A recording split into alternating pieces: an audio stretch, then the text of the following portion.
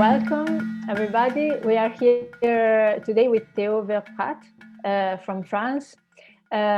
He's a filmmaker. He's showing his film in Campania in the winter to our festival, and we are very glad to have him here because this is one of those films that, at least for me, it really stayed in my mind, especially the atmosphere. I feel your film has a very strong atmosphere, and I felt really the desire to talk to you about your film because it remained very vivid in my mind.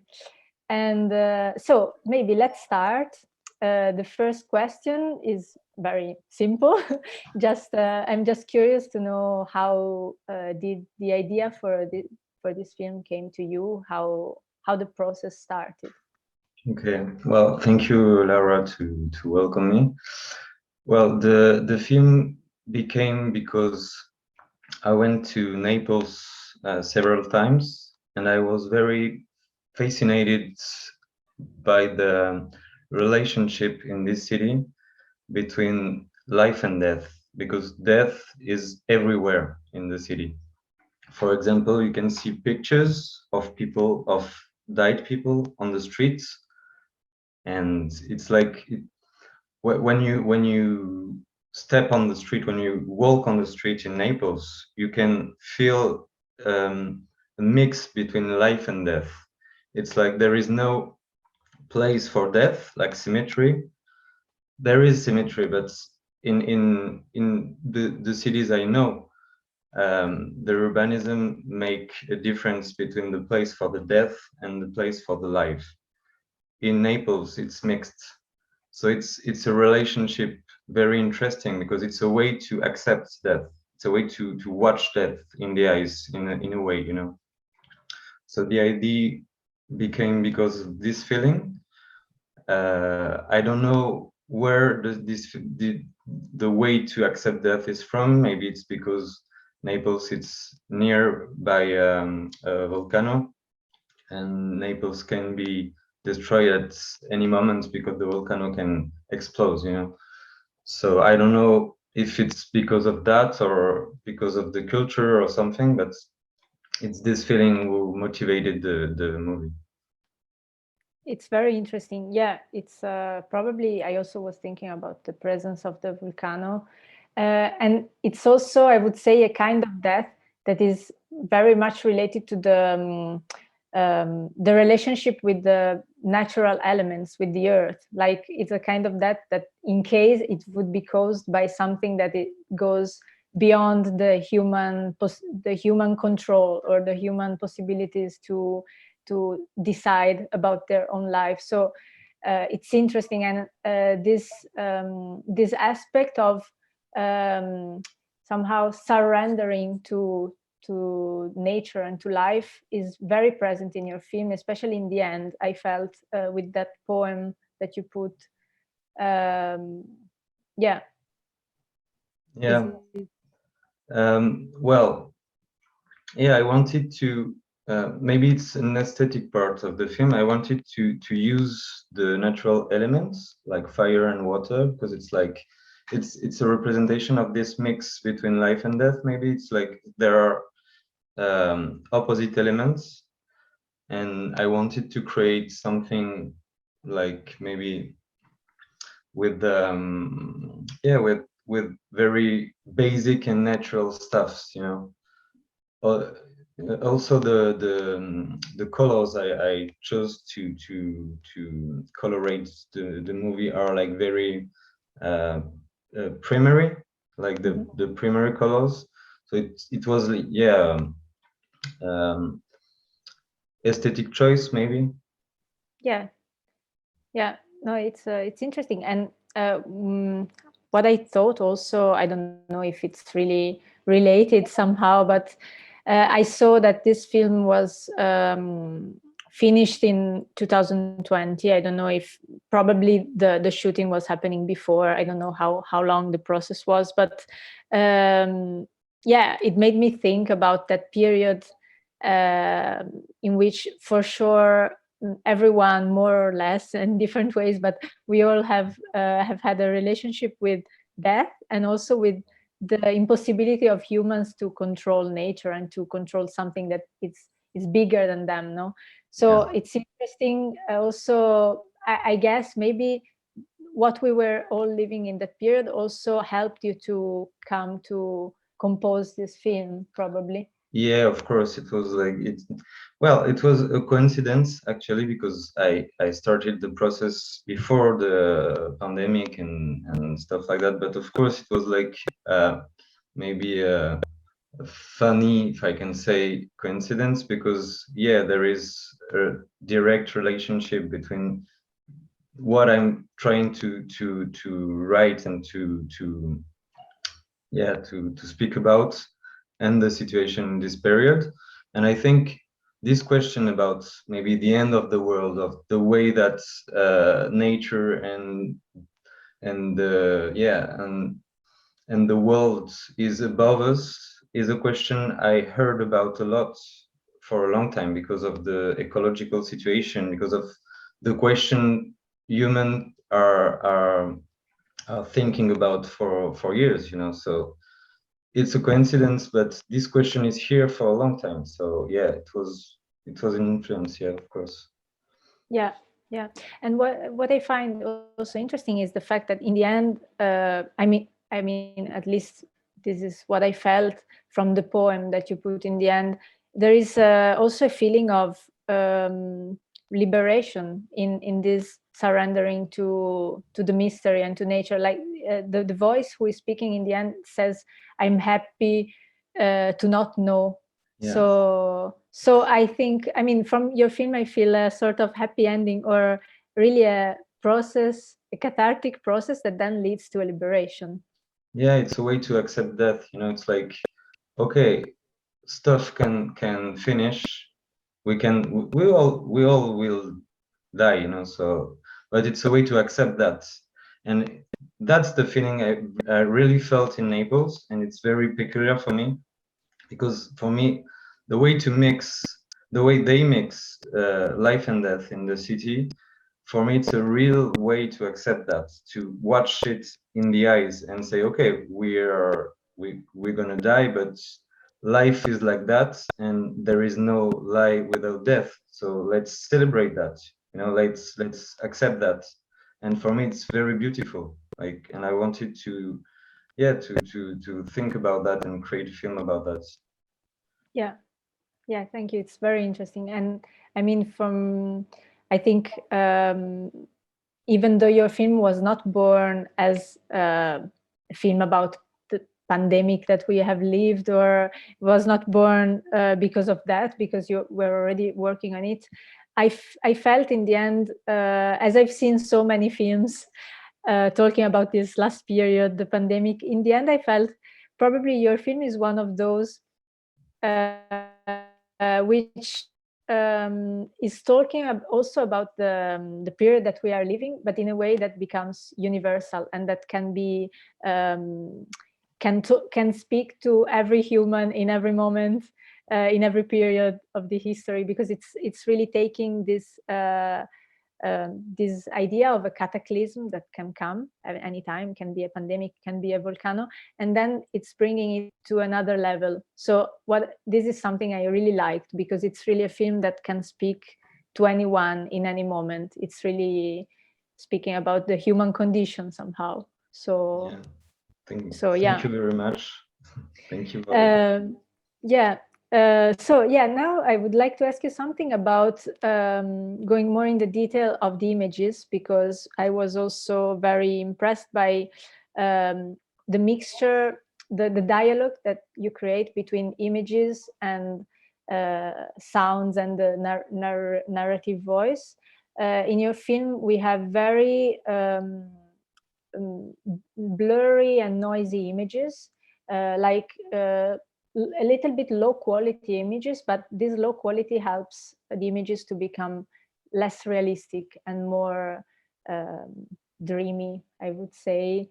So yeah, did you was it a choice that you made since the beginning, or was it something that? Mm-hmm.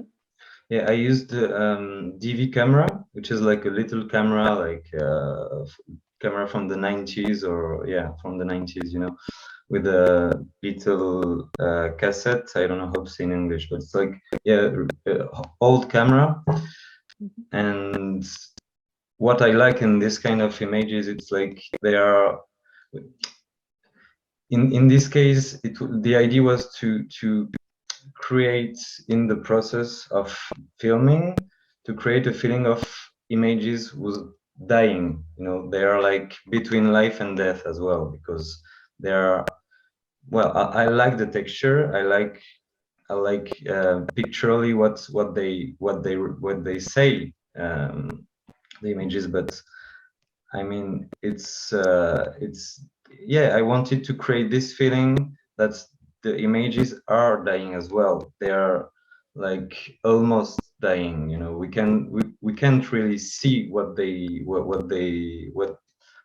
filming at the moment. I don't know if I'm clear when I'm saying that. Yeah, no, it's very clear. It's very clear. I mean, for sure, for who will listen to this interview, then it will be very interesting to watch the film. And I think by watching the film, everything becomes more understandable, for sure. But it's very clear. Yeah, it's true that like the image is visible and not visible in the same time. Like it's always in that line of yeah. And in the second part was filmed in it's called Galleria Borbonica in Naples, which is like a gallery, like something under the earth, I don't know how to say in English, but underground, you mean? yeah, underground. And okay. It was like without lights, the light was very there was no light, so the camera created a lot of noise, and it was like a drawing, like it was a texture very peculiar, and I really like that because it was like a creation of a new texture just by using the camera and the environment, like the non-light, so yeah, it was like a way to maybe to paint with the camera. It was using the process to create texture and images. So I really liked to use this kind of old camera to create the film. Yes. It was very interesting, and also the choice I felt was very, very much very good for the kind of atmosphere and story that you were telling. And on the other side, the audio I felt was also very well done. Like on the other side, the audio was very clean and very beautiful to hear. In the same time, it was also very delicate. Like it's never overstepping the images, or it was very delicate but also very clean. And I felt those images are matching very much also with the narration that is told in the film, because it's talking about a meeting between the main voice is talking about a man that he met in the past, but everything remains a bit unclear, like the relationship between these two persons, when it happened, why they were, everything remains in a very unclear state. And this is, I mean, made me think a bit about like in this way the city, which is very present in the film, that's why we also put it in a section about cities. The city is not a real city anymore. Almost, it's like, it seems like it's an inner city more than a real place in the world. So yeah, maybe I wanted to ask you something about this this inner and outer world that is are both present in your film? Yeah, well, what I wanted to do is create a story. Well, it was done in Naples, but it could be in any place, you know. Like the idea was to create, yeah, maybe a world which is the a souvenir, you know, like a inside world, like something which is inside of the remembers of the character who's speaking. And yeah, well, to be honest, it's a feeling I had a lot of time to have lived in a place, to leave the place, and have like this nostalgia or melancholy about this period of living, which is not living anymore, you know, like when I was living in a place, and it's the past, it's it's dead now. And I wanted to use Naples because it's a city I really like, and as I told before, I was very fascinated by a lot of stuff there. But I yeah, I wanted to maybe to try to create a own world for the city, for the film. And this own world would be like maybe a world of of the character, you know, like it's like maybe a subjective point of view. It's like how the character remembers this place, and as we know, remembers are, are can change, and are not very real. It's like a subjective point of view. It's like we create remembers as well. It's like it's a fiction. Remembers are fiction because they evaluating with the time, you know. So that was the idea as well. Yeah. Yes, yes. Yeah, maybe my last question is about the ritualistic dimension of the film. I felt there is a moment that separates the first and the second part, in which you put two big sentences, written sentences. They are in the dialect, written in the dialect of Naples, and they are very like. Yeah, part of a ritual of the ritual that is related to the end of one year and starting of another year. Yeah. And yeah, I feel this ritualistic dimension is very present, especially in the end of the film. So yeah, um, Yeah. what did you feel The about this? Yeah, in Naples they have a ritual in the end of the year, as you say, which is like they burn stuff. They burn. It can be wood, it can be object, it can be personal stuff, and it's a way to celebrate uh, the. How can I say that? It's like to celebrate the fact that stuff change, like a phoenix. You know, like we well, some stuff or some period die, and the fact that the period die creates a new period. It's like reborn, you know. And and yeah, it's the text, like the words that I put in the movie are the real words of this ritual.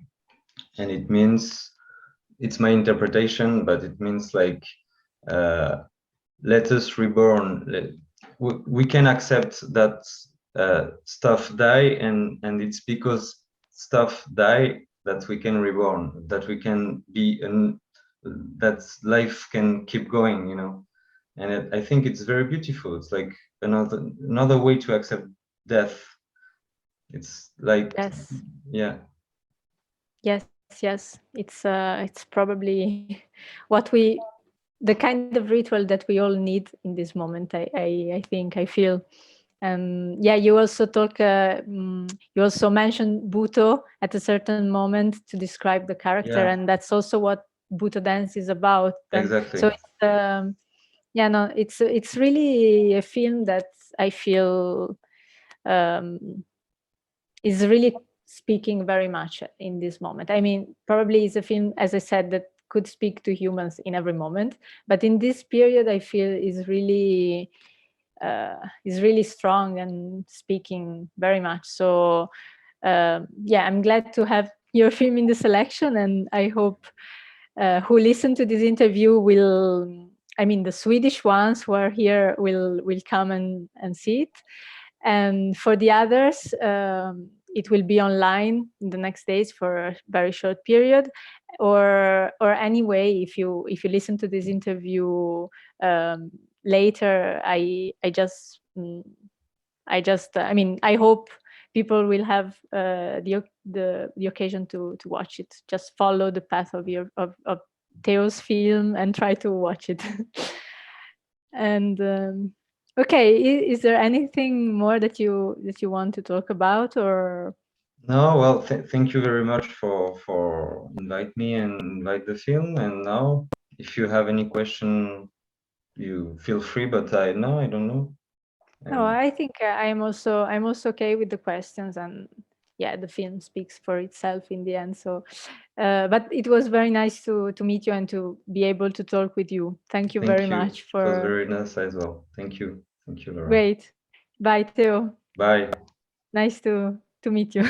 Nice to meet you too.